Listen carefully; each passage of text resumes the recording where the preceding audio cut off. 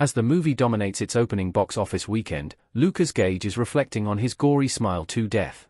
The follow-up to the viral 2022 horror hit sees the pop singer Sky Riley afflicted with the Smiler entity curse just before going on a worldwide comeback tour, forcing her to confront her past demons and try and find a way to stop it.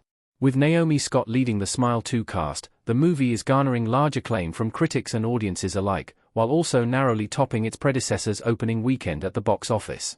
During a recent interview with Screen Rant at New York Comic Con, Gage was asked about the nature of filming his Smile 2 death. The star began by praising the special effects team who put the sequence together, recalling that the prosthetics on this were incredible and required a lot of preparation to accurately capture his smashed face. While acknowledging that the gym weight his character uses to smash his face in the scene was just plastic, Gage did assure that he and the team were really going for it, while also calling the final product legitimately the hardest for me to watch. Check out the rest of what Gage shared below. What Lewis's death meant for Smile 2. Gage's gruesome exit only scratched the sequel's terrifying surface.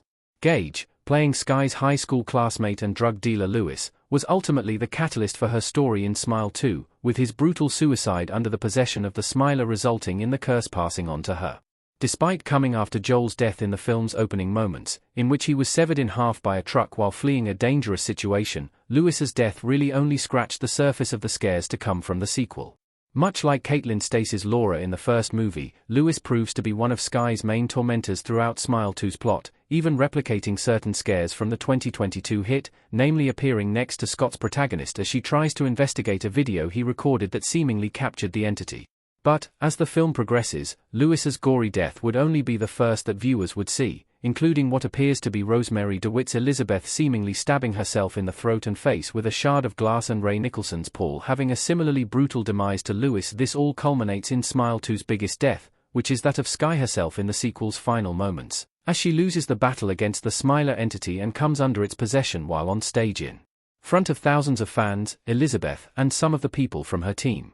Both Lewis and Paul's death even appear to have been foreshadowing of Sky's, with the latter stabbing herself in her eye with her microphone, replicating the horrific sight of both prior characters' deaths, albeit still not quite as gruesome as Lewis, who had part of his cheek fall off after smashing his face with the weight.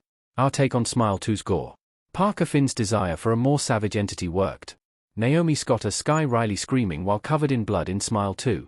When it comes to comparing the first and second movies, it's clear director Parker Finn wasn't just striving for a bigger sequel, but also one that proved far more shocking than its predecessor in Smile 2.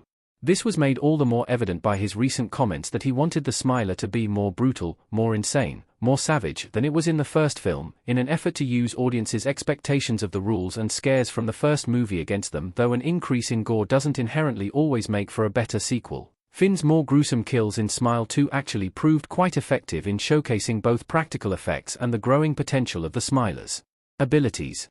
Some theories are already indicating that nearly everything happened in Sky's head, something I don't quite adhere to, yet still find fascinating given just how difficult it was to discern between reality and hallucinations.